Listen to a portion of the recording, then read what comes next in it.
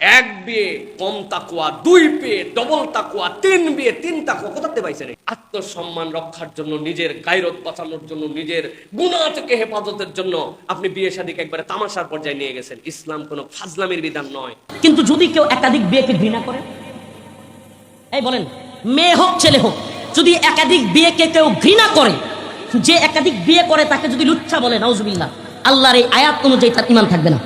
এমন ভাবে উপস্থাপন করা যাবে না। এত বাজার দেওয়ার কি আছে? এত বাজার দেওয়ার কি আছে?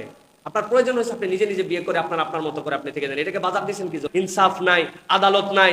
প্রথম স্ত্রীর সাথে আপনার নিজেই ইনসাফ করতে পারেন, আরেকটা ঘরের মধ্যে নিয়ে আসতেছেন। আপনার একজন স্ত্রী আছেন, থাকা অবস্থাতে আপনি আবার কি দুশ্চরিত্র হচ্ছেন যে যেই কারণে আপনাকে আবার বিয়ে করতে হচ্ছে? মানে আপনার এই চরিত্রের লেভেলটা কি? আপনার এই চরিত্রের লেভেলটা কি? আপনি এই মাত্রাটা দ্বারা কি বোঝাতে চাচ্ছেন? চরিত্র রক্ষার জন্য বিয়ে করা কি ইসলামী আকীদার সাথে যায়? বর্তমান বাংলাদেশে দ্বিতীয় বিয়ে নিয়ে অনেক কথা হচ্ছে। দয়া করে এ বিষয়ে কিছু কথা বলবেন।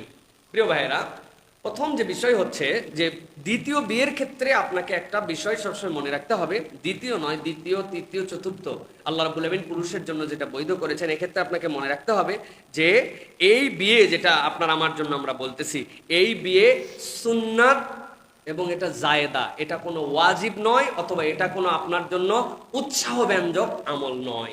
এটা আপনার প্রাইম টাস্কে মনে রাখতে হবে।